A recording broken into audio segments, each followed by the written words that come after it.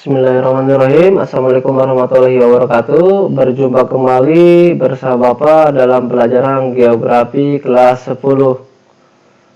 Sebelum memulai pembelajaran, bagaimana kabar kalian? Mudah-mudahan masih diberi kesehatan, kenikmatan, dan belajar hari ini kita bisa berjalan dengan lancar. Amin amin walhamdulillahirabbil alamin. Sebelum belajar, marilah kita membaca doa dulu. Berdoa, mulai. Bismillahirrahmanirrahim.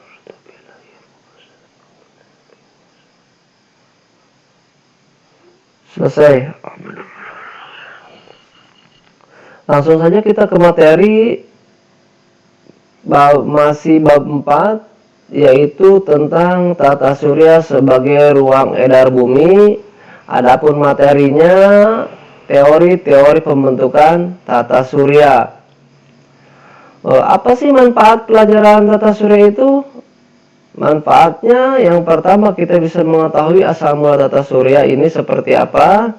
Karena tata surya yang kita kenal sekarang ada matahari, ada anggotanya planet, itu bukan langsung ada seperti ini aja, tapi ada proses-proses yang mengakibatkan adanya bumi. Yang kedua, bagaimana terjadinya siang dan malam. Kalau tiba-tiba bumi kita gelap atau disebut dengan malam, atau juga terang bisa disebut dengan siang. Iklim juga sama, misalkan di Papua panas, di Jawa Barat dingin, itu berhubungan iklim. Rotasi dan revolusi juga sama, bagaimana bumi mengelilingi matahari, bagaimana bumi itu berotasi juga. Nah, itu akan kita bahas satu persatu. Manfaatnya itu ada di kehidupan kita sehari-hari. Langsung ke materi saja. Teori-teori pembentukan tata surya. Yang pertama ada teori nebula atau disebut dengan teori kabut. Ada teori planetesimal, pasang surut, teori bintang kembar, dan teori protoplanet. Dari mulai teori nebula atau teori kabut sampai teori planet, kita akan bahas satu persatu dalam slide video pembelajaran hari ini. Yang pertama, ada teori hipotesis kabut atau disebut juga dengan teori nebula. Nah, kalau kata teori nebula atau Immanuel Kant, bahwa yang namanya tata surya itu berasal dari kabut. Dari sini, kabut tersebut luasnya mencapai ratusan atau miliaran kilometer. Nah, dari apa sih kabut ini ada? Ini dari yang namanya debu, dari yang namanya es, dan juga unsur gas. Karena unsur gas di sini sebagian masanya hidrogen, maka mengakibatkan gaya gravitasi atau mengakibatkan perputaran. Ketika mengalami perputaran, debu tersebut mengalami proses pemadatan. Pemadatan terus memadat, akhirnya bentuklah suatu yang namanya planet. Jadi intinya kalau menurut Immanuel Kant, hipotesis kabut itu terbentuk dari yang namanya kabut atau nebula. Yang kedua, ada teori planetesimal. Menurut teori planetesimal, bahwa ada suatu bintang yang mendekati matahari. Nah, akibat massa bintang yang lebih besar mengakibatkan massa matahari tertarik oleh yang namanya bintang, dan terjadilah benjolan seperti ini. Terus berputar, akhirnya yang benjolan tersebut terlepas seperti ke foto B ini. Terlepas, yang lepas itulah yang menjadi suatu yang namanya planet. Jadi kalau menurut teori planetesimal, adanya tata surya berawal dari ada suatu matahari berdekatan dengan massa mata bintang. Yang ketiga, ada teori pasang surut bintang. ini juga sama ya, seperti teori platesimal, ada bintang lewat dekat-dekat matahari mengakibatkan massa matahari tertarik oleh yang namanya bintang, maka yang lepas tersebut menjadi suatu yang namanya planet. Yang keempat ada teori protoplanet. Ini menurut Kuiper ya, ini dari debu ya, hampir sama dari yang namanya nebula tadi. Langsung saja kita ke tata surya. Susunan matahari dan anggota tata surya. Jadi anggota-anggota tata surya itu yang pertama ada planet, ada asteroid, ada satelit, ada meteor, ada komet. Ini akan kita bahas satu persatu dari mulai planet sampai ke komet. Nah, ini kalau dari ilustrasi video ini merupakan bagaimana gaya revolusi atau perputaran bumi mengelilingi matahari. Ada yang namanya planet ya, ada yang namanya planet, ada yang namanya satelit, ada juga yang namanya matahari, ada juga yang namanya asteroid. Yang pertama kita akan membahas tentang yang namanya planet. Planet adalah benda langit yang tidak dapat memancarkan cahaya sendiri. Ternyata planet itu tidak mempunyai cahaya. Cahaya yang kita nikmati ketika siang hari itu sebenarnya dari cahaya matahari, bukan dari cahaya planet, karena planet tidak mempunyai yang namanya cahaya, hanya berupa batuan saja. Contoh ada planet Merkurius, Venus, ini merupakan nama-nama planet. Nah, yang paling dekat dengan matahari adalah planet Merkurius. Ada Venus, ada Bumi, ada Mars, ada Jupiter, Saturnus, Uranus, dan Neptunus. Ini merupakan contoh-contoh planet ya, atau nama-nama planet. Ada juga misalkan asteroid, ini juga sama planet minor sebenarnya kan. Ada juga komet. Nah, kalau yang ini apa nih, yang kecil, kelihatan tidak? Ini merupakan dulu termasuk dalam planet kita ya, namanya Pluto. Tapi karena ukurannya yang kecil dan jaraknya yang jauh, mengakibatkan Pluto tidak termasuk dalam planet. Ini juga ada yang kecil nih. Kalau ini namanya satelit alami bumi, yaitu namanya bulan ya. Bulan. Pengelompokan planet. Nah, pengelompokan planet sebenarnya ada 3 bagian. Yang pertama berdasarkan pembatas yang bisa dibatasi oleh bumi ya. Itu ada planet inferior, dan di luar bumi ada planet superior ya. Artinya orbitnya itu ada di dalam orbit bumi dan di luar orbit bumi. Kalau ini juga sama ya. Ada yang, kalau yang kedua yaitu dibatasi oleh asteroid. Kalau asteroid ya sama juga ya, dan planet luar juga sama, cuma dibatasannya oleh asteroid saja. Kalau yang dibatasi oleh asteroid ada Merkurius, Venus, Bumi, dan Mars itu kan. Yang lainnya Jupiter sampai Neptunus itu merupakan planet yang di luar orbit asteroid. Yang ketiga berdasarkan ukuran. Kalau ini berdasarkan ukuran planet. Ada planet besar, ada planet kecil. Kalau planet kecil disebut dengan planet terestrial, yaitu ada Merkurius ya, ada yang namanya Venus ya, ada Bumi dan Mars gitu kan. Kalau planet besar disebut dengan planet Jovian, dari mulai Jupiter, Saturnus, Uranus, dan Neptunus. Itu berdasarkan pengelompokan planet.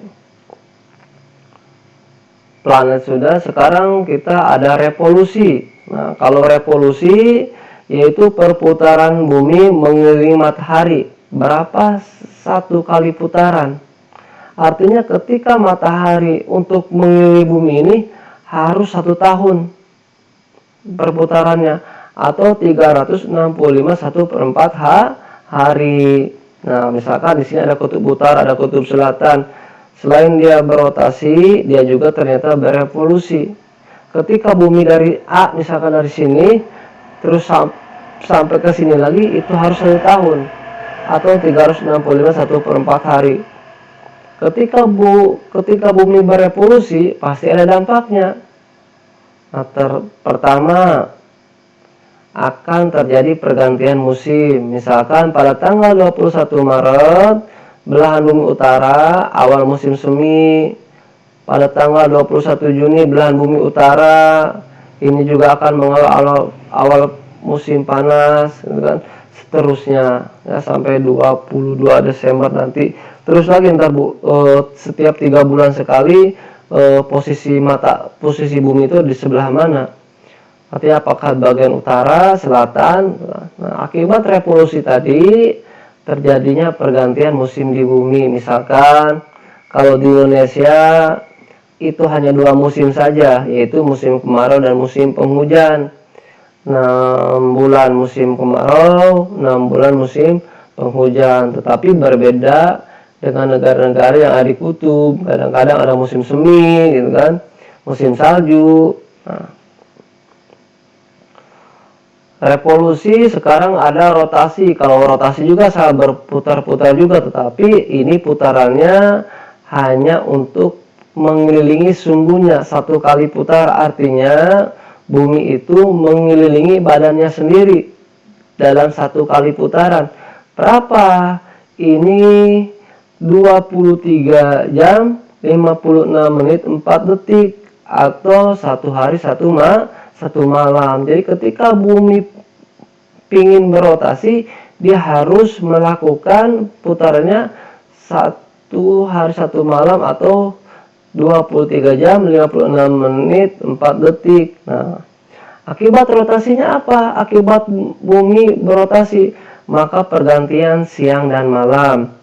Perbedaan waktu di bumi yang garis bujurnya berbeda. Misalkan kita akan mengetahui waktu terutama ketika memasuki bulan puasa. Misalkan kalau di Jakarta sudah adzan, berarti sudah berbuka, tetapi di Munjul belum. Nah, itu artinya perbedaan waktu karena garis bujurnya berbeda. Misalkan hanya perbedaannya 1 derajat. Kalau itu sudah 2 derajat misalkan. Nah, matahari ketika menyinari bumi akan terjadi siang. Ketika belahan bumi utara tertutupi oleh bumi bagian selatan, maka akan terjadi malam. Itu akibat dari rotasi. Sekarang asteroid. Nah, asteroid itu disebut juga tadi merupakan planet minor atau planet kecil, itu kan, tapi ukurannya sangat kecil sekali daripada planet. Ini hanya berupa batuan-batuan saja. Bapak akan kasih contoh, misalkan batuan dari asteroid, kan, lihat seperti batu saja kan ya. Ini melayang-layang di jagat raya juga sama mengelilingi matahari. Ada satelit. Nah, satelit merupakan benda langit yang mengorbit planet dan mengiring planet dalam mengorbit matahari. Jadi ketika satelitnya dia mempunyai 3 putaran. Pertama mengelilingi badannya sendiri, mengelilingi bumi, dan mengelilingi matahari. Contoh misalkan dilihat video ini, ada matahari, ada bumi, ada satelit nih yang berputar cepat yang kecil ini. Ya, ini merupakan satelit alami bumi, yaitu namanya bulan. Ya. Sebenarnya satelit ada 2 macam, ada satelit alami, ada satelit buatan. Ya, contoh Bapak satelit komunikasi, misalkan ada satelit Palapa juga sama termasuk dalam komunikasi. Nah, satelit komunikasi ini misalkan kita bisa internetan, kita bisa nonton televisi, atau juga bisa menggunakan aplikasi WhatsApp untuk berhubungan, berinteraksi jarak jauh, gitu kan. Nah, ini satelit komunikasi. Soalnya satelit itu bukan hanya komunikasi saja, ada satelit militernya, satelit cuacanya, gitu kan. Periode rotasi bulan, ya, artinya bulan itu tadi berotasi ya, berevolusi juga sama dengan matahari. Nah, ini fase bulan kita kenal, misalkan tadi ada bulan mati ya. Kalau lihat dari di sini, lihat nih ya, terus dia mulai terang, gitu kan. Nah, sama juga terus berputar ini. Ada gerhana, ada gerhana bulan, ada gerhana matahari. Sebenarnya ketika berbicara gerhana bulan dan gerhana matahari hanya merupakan garisnya saja sejajar atau tidak. Ketika terjadi gerhana bulan, maka posisinya ada matahari, ada bumi, ada bulan. Ya, matahari, bumi, bulan ketika sejajar maka disebut dengan gerhana bulan. Begitupun dengan gerhana matahari, ya. Bagaimana lihat bulan berputar itu kan, posisinya ketika di sini itu kan sejajar.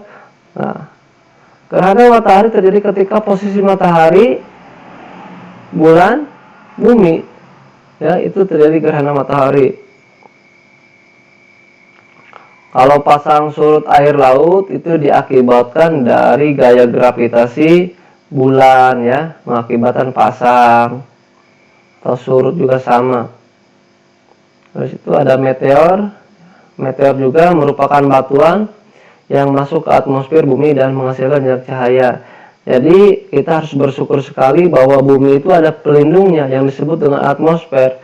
Ketika ada meteor, ketika ada asteroid jatuh ke permukaan bumi, itu tidak mencapai permukaan bumi karena sudah terbakar dulu dalam atmosfer, yaitu di bagian mesosfer. Ada ini contoh-contoh meteor juga kan, disebut juga bintang beralih atau juga bintang berekor karena mempunyai jejak cahaya. Nah, ada komet, ya, juga sama, ya, seperti ini. Nah, itu mungkin terakhir sampai komet, ya. Terima kasih semuanya, kita kasih upload dulu, ya. Bapak pamit, terima kasih. Assalamualaikum warahmatullahi wabarakatuh.